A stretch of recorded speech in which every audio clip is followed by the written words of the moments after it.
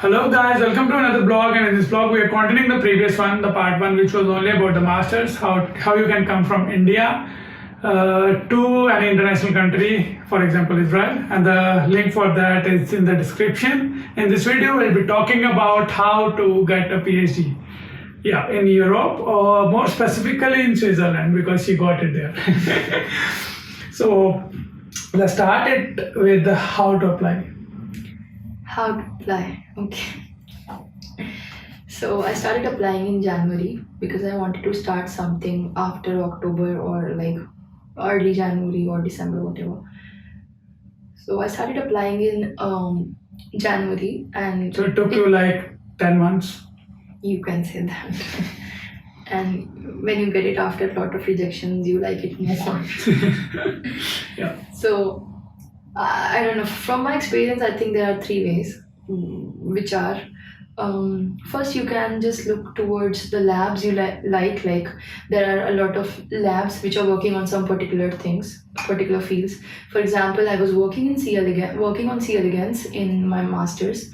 So I thought of joining a C. elegans lab only initially, because I thought that I have experience in C. elegans, and or like I don't know if I can shift my field or my model organism because I have expertise in that, and I might not get upper hand in other organisms, people working on other things.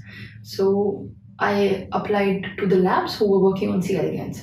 So I found some good labs which were doing the things I was interested in, and then I sent them an email with my CV and motivation letter. Motivation letter is a very important part if you're applying in Europe, because it completes your application first of all, and in single email the professor gets to know your motivation towards the position, or like why you want to apply to his lab or her lab, and your CV for your skills, and the email itself, that why you have contacted him. So first thing is that you can directly apply the PIs. I applied a lot of PIs, and I don't know if it was because of COVID or what it was, but a lot of professors said that they don't have space, so it was not very fruitful for me. I got replies from some professors, they interviewed me as well, but in the end they didn't have funding. So it was also tedious to like join a PhD without a funding, or then you have to apply for funding. Then it's a long process. So it didn't work for me.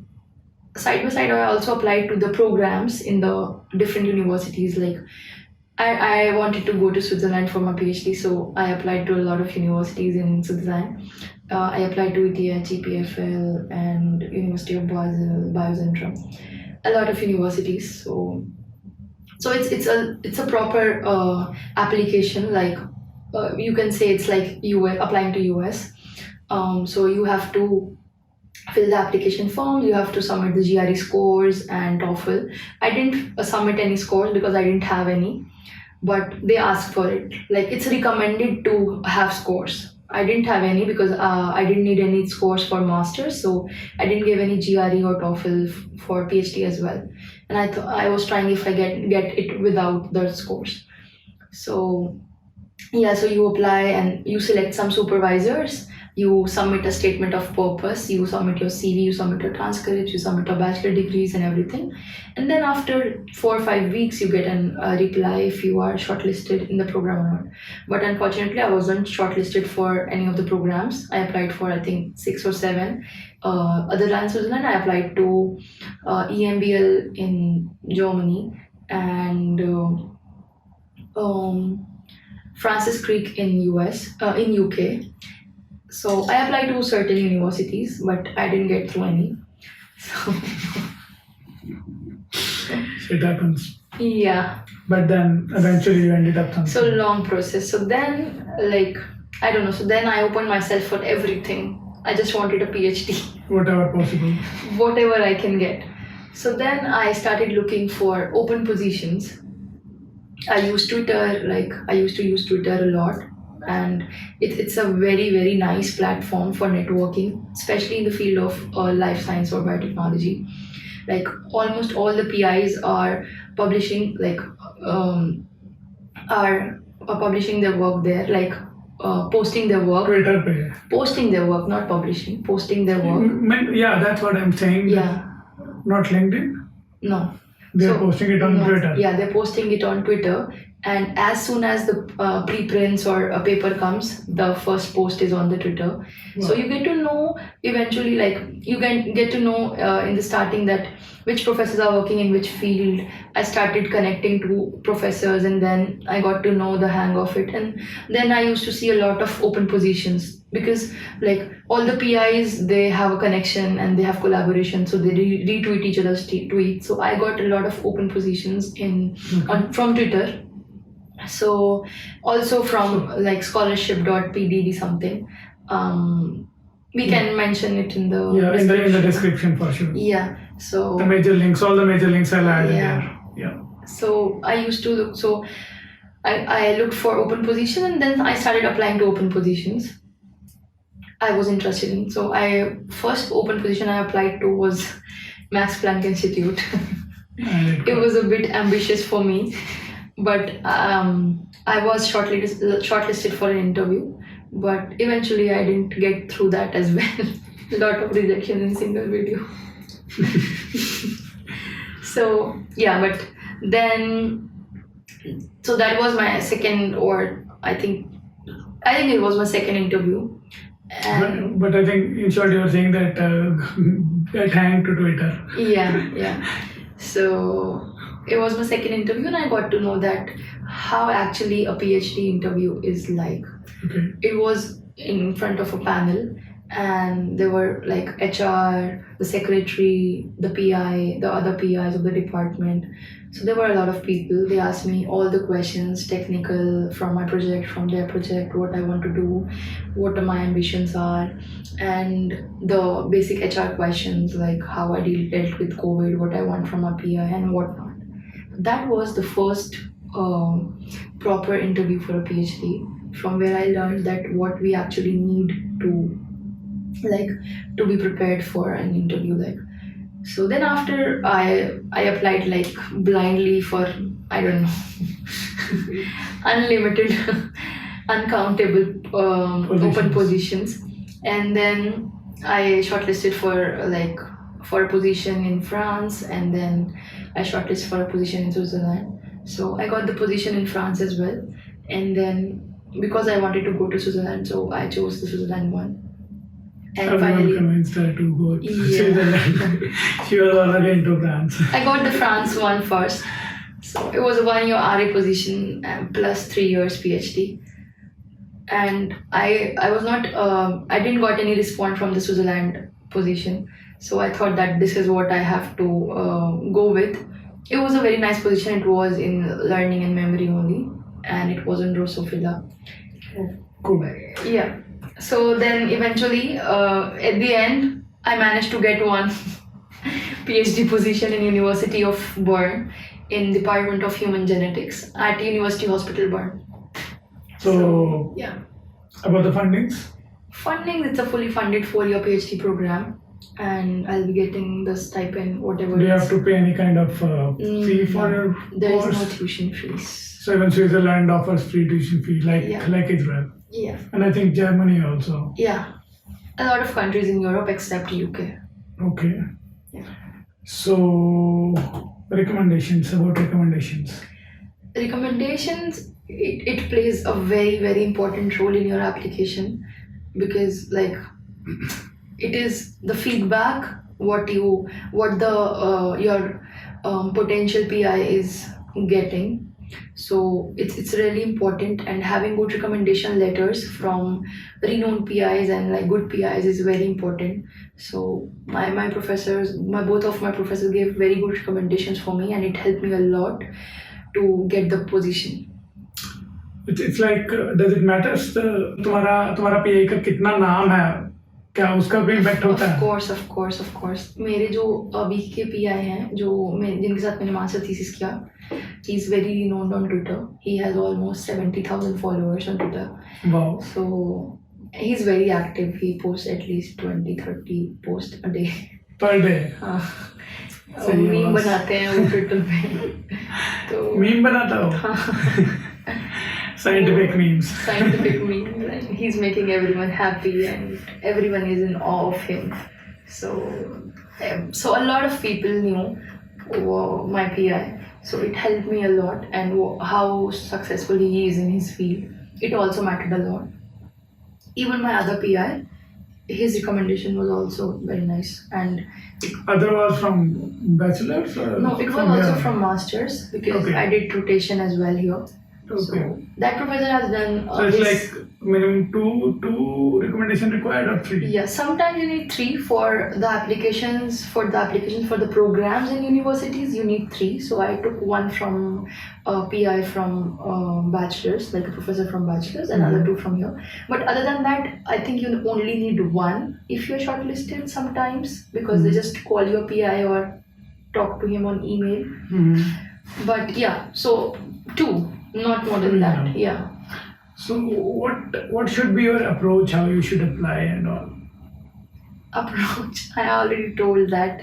Like, I saw it in 3 ways. I did it Yeah, in got 3 it. ways, but it depends to person, and also like the field. So yeah, it depends on the preferences, and like it depends on a lot of factors. The country you're targeting, the area, region you're targeting. For example, people going to US, it's a bit different process. People going to Europe, it's a bit different process. So it depends on the region and the location you want to go, the country you want to choose, and the field. Okay, cool. Yeah, I think. Why not in Israel? Yeah, so finally the most vulnerable question, you can call it. After doing a master's in Israel, why not Israel? Like, you should have chosen this country for a PhD also. Why not? Okay, so first of all, I just want change. Like, Yeah. मेरे को change चाहिए हर वक्त, क्योंकि it is impossible to do a master's and then 5 साल PhD करना, 7 साल same country में रहना, जो कि already Gulf countries से घिरी हुई है, and there's not a lot to explore. Okay, this is not the reason, but yeah, This is So, one of the reasons, I suppose. one of the reasons. Because 300 kilometers से country खत्म हो जाती है. You can finish the country in one single day. Yes. Romo throughout the country in like 2 days. तो कुछ भी नहीं बचता है 2 दिन के बाद, अगर तुम अच्छे traveler हो तो. So this is obviously one reason. And apart from that, I've always like wanted to go to Europe, or you Okay. can say Switzerland. So I applied accordingly. And the main, like the technical, these are the personal reasons why I didn't choose Israel. But the main reason was that here you don't get working visa. Like, even after masters, if I wanted to do a job or something, there is no working visa. Like, there are biotechnology companies like Merck, and only if you get selected in those companies. even if you get selected, it's very hard to get the working visa. Even they don't. No, so they don't give you the working visa. Even after masters. Even after masters. So that's the main thing. So even if I do a PhD and then I have to do a job here, It is not possible. It's not possible. So that was the main thing that I decided to not to be in Israel anymore, and then go to a country where it's more easier So to apply it's for like a very job. risky for the people who actually want to stay in Israel for long. Exactly, because at one point you have to get out of Israel no matter what, because here you don't get the PR or whatever, so you have to get out of Israel. This is a good country to stay for some time, do your research. No, because this country is very nice. Like, I personally liked it. Yeah. Especially the city Tel Aviv. And then the people around. Yeah, it has very, very beautiful vibes. You will love your time here. Like, the 2 years I spent here were the most beautiful 2 years of my life. The country is beautiful. People are very nice. It's very, very quiet. But then eventually at the end of the day, you Yeah. want not to stick to that country which is not actually giving you enough everything. Yes. Because when you are doing something for a country, you obviously need everything from that country also. Yes.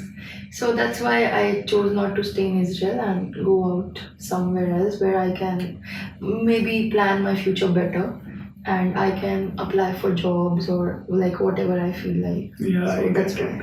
I get it. What was the motivation behind your PhD work? Because you just told us that you started from biotechnology, then you shifted to neuroscience, and now you're in genetics. Like how this all shifted, and what actually you're going to do in your PhD? Okay, so the project I'm going to work on is looking for the genes which are involved in the mechanisms that causes neurodegenerative diseases. So basically, it's Hindi more Hindi language समझा दो lemon में. समझाती हूँ. It's more of genetics, but also like how genetics is responsible for the neurodegeneration. So it's both neuroscience and human genetics. तो हम basically यही देखना चाहते हैं जैसे बहुत सारे न्यूरोडिजेनरेटिव डिसीज होते हैं. जैसे बहुत सारे न्यूरोडिजेनरेटिव डिसीज होते हैं जैसे पार्किंसन है, अल्जाइमर्स है. तो अभी हम लोग को पता है कि कोई ऐसे मेडिसिन नहीं है जो इनको टोटली क्योर कर सके, और अभी हम लोग को इनके बारे में बहुत कुछ पता भी नहीं है. बहुत सारे जीन्स ऐसे हैं जो इनमें इन्वॉल्व हैं इनके मैकेनिज्म्स में जो हम अभी तक नहीं डिस्कवर कर पाए हैं. तो basically we are working on that genes जो इनके मैकेनिज्म्स में इन न्यूरोडिजेनरेशन के मैकेनिज्म्स में पार्ट प्ले करते हैं. तो या we are working will be using Drosophila, it's a fruit fly, and stem cells for model organisms. So it will be a really it's going to be very exciting, and I have never worked on Drosophila before. I have worked on C. elegans, and I've also not worked on stem cells before. So it will be really exciting for me to start. So how did you manage to convince your new PI that yes, I will do Drosophila, because you have never done anything like that? Well, ये मेरा best interview था. मैंने पूरा सोचा हुआ था कि मैं नहीं जा रही हूँ यहाँ पे क्योंकि मुझे फ्रांस मिला हुआ था, बट और मैंने एकदम फ्री होकर इंटरव्यू दिया था. मतलब मैंने शायद 5 मिनट भी प्रिपेयर नहीं किया था इस इंटरव्यू के लिए, 5 मिनट भी. एंड बस मैंने इंटरव्यू दिया कि मैं को इंटरव्यू देना था because I got this, and ऐसे थोड़ा सा मतलब इम्पोलाइट लगता है कि आप इंटरव्यू ना दो. तो जब मैंने इंटरव्यू दिया था मुझे उसके बाद पता लग गया था कि ये पोजीशन मेरी है. I was very confident. तो उसके बाद मैं ये नहीं सोच रही थी कि मुझे पोजीशन मिलेगा या नहीं मिलेगा. मैं वो सोच रही थी कि मैं जाऊंगी कैसे यहाँ पे क्योंकि मुझे फ्रांस मिला हुआ है, या मैं फ्रांस में मना कैसे करूँगी. तो ऐसा नहीं है कि आपको अगर कोई मॉडल ऑर्गेनिज्म है या कोई नया प्रोजेक्ट है जिसमें नई टेक्निक्स यूज हो रही हैं कि आपको वो सब उसमें एक्सपीरियंस होना ही चाहिए. Basically they see your potential and your enthusiasm या zeal या आपकी dedication देखते हैं वो कि आप कितने ज़्यादा inclined हो वो काम करने के लिए. ये ज़्यादा मैटर करता है. और ना मतलब ये है कि मेरे इंटरव्यू में उन्होंने मुझसे हर कुछ पूछा कि मैंने बायोटेक्नोलॉजी किया तो बायोटेक्नोलॉजी कंपनी में जॉब क्यों नहीं किया. तो आपके पास सब चीज़ों का आंसर होना चाहिए, आपको अपना पूरा CV पता होना चाहिए. They just check what you have you done enough in your masters and bachelors और नॉट. वो ये नहीं देखते हैं कि आपको ड्रोसोफिला पे काम किया होना चाहिए या स्टेम सेल्स पे या जो भी उनका प्रोजेक्ट है, क्योंकि PhD 4 साल होते हैं आपके पास and you have enough time to learn new techniques, to explore new fields. So they don't want you to be skilled and experienced. They want you to be skilled but not like experienced. तो ये सब नहीं matter करता इतना कि आपने same काम किया है या नहीं किया है. आपका इंटरेस्ट कितना है, what is your motivation for doing that project. वो अगर आपकी है और वो उनको पता लगती है, आप दिखा पाते हो अपनी मोटिवेशन, आप बता पाते हो अपनी डेडिकेशन, अपना पैशन वहाँ पे अगर आप प्रेजेंट कर पाते हो, तो फिर आपको वो पोजीशन आराम से मिल जाएगी. This is what I felt after both the interviews which I got into. And also I would like to mention one thing कि वेट लैब तो मैटर करता ही है कि हमने कितने टेक्निक सीखे, क्या स्किल्स सीखे, कितना लैब वर्क किया है. बट ऑल्सो आई थिंक कि कंप्यूटेशनल स्किल्स होना बहुत ज़्यादा मैटर करता है. अपर एज हो सकता है. Upper age I have felt it as an upper age क्योंकि मैंने किया है कंप्यूटेशनल में काम, मुझे हमेशा से इंटरेस्ट था. तो मैंने C++ and Python और R, C++ नहीं, पाइथन और आर सीखा। तो मैंने बैचलर्स में भी कुछ तो मशीन लर्निंग के प्रोजेक्ट्स किए और यहाँ पे मास्टर्स में आने के बाद भी इमेज एनालिसिस किया कंप्यूटेशनली। एंड अभी भी वो थोड़ा सा मेरा कंप्यूटेशनल काम होगा। तो जब क्या होता है कि वेट लैब सबको आता है, एवरीबडी नोज वेट लैब। जो बायोलॉजी में काम कर रहा है सबको पीसीआर आता है, सबको इलेक्ट्रोफोरेसिस आता है, सबको पाइपेटिंग करनी आती है, सबको मतलब जो नॉर्मल बेसिक टेक्निक्स है वो सबको आते हैं। बट आप कितने भी रिजल्ट्स निकाल लो, कितने भी रिजल्ट्स निकालो एक्सपेरिमेंट्स करके, एट द एंड आपको अपने डेटा को एनालाइज करना ही पड़ेगा, स्टैटिस्टिकल एनालिसिस करने ही पड़ेंगे, डेटा एनालिसिस करने ही पड़ेंगे। तो अभी इतना बल्क में डेटा होता है, आप उसको एक एक करके बैठ के सॉर्ट नहीं कर सकते हो एक्सेल पे या दूसरे प्रोग्राम्स पे। आपको कुछ प्रोग्रामिंग लैंग्वेजेस आनी चाहिए अपने अच्छे ग्राफ्स बनाने के लिए, या मैटलैब आना चाहिए, या बहुत कुछ। तो मेरा उस चीज़ में हमेशा से इंटरेस्ट था, तो मैंने थोड़ा थोड़ा सीखा, मतलब ऑनलाइन कभी कोर्सेरा पे कोर्सेज किए या पहले से प्रोजेक्ट किए। तो I was not untouched with computational biology, और मुझे लगता है कि ये बहुत इम्पॉर्टेंट है और बहुत हेल्प करता है आपको। ऐसा नहीं है कि आप एकदम बस कोडर ही बन जाओ, आपको बहुत प्रोग्रामिंग आना चाहिए, बट आपको पता होना चाहिए कि आप उसको यूज़ कैसे कर सकते हो। मतलब आपको पता होना चाहिए कि हाँ ये चीज़ है, इसको बायोलॉजी में ऐसे यूज़ कर सकते हैं। तो अगर आपके पीआई को ये दिख रहा है कि हाँ इसको नहीं भी आता है, बट क्योंकि गूगल पे सब कुछ है, आपको उसको यूज़ करना आता है, आपको उसका एप्लीकेशन पता है, तो बस इतना ही आपको आना चाहिए। तो ये बहुत इंपॉर्टेंट है। मतलब बायोलॉजी वाले लोग ज़्यादा डरते हैं कि नहीं आर नहीं होगा या पाइथन नहीं होगा, कोडिंग है, प्रोग्रामिंग लैंग्वेज है, हमें तो इंटरेस्ट ही नहीं है। बहुत हेल्प करता है। एंड मतलब अगर आपको ये स्किल सेट आता है तो ये आपको बाकी जितने भी पोटेंशियल एप्लीकेंट्स या कैंडिडेट्स होते हैं डिस्टिंग्विश करता है। और अगर आपको किसी से कंपेयर किया जा रहा है तो 70% times you have it and other don't. So it's a big thing, and it's a big number that you are like over the other candidate. So it helps you a lot. Yeah. So I think that's all. That concludes it all. Yeah. And that was it. So what I would like to conclude that if you want to apply anywhere, you can just apply. You just need all that courage, and the resources are all there on the internet. We'll provide the necessary links if you want to apply in Israel or in Switzerland, right? So we'll provide all the necessary links. Apart from that, you can search it on the net, and everything is available for free. If you have any questions regarding any international position for a PhD or a master's in Israel, in Europe, or in Switzerland, you can just comment down and let us know, and we'll be happy to help. Seems like a plan. It worked for me. Yeah, it will work for you. So that's it, I suppose. Thank you so much, Palak, for joining. Thank you for having me here.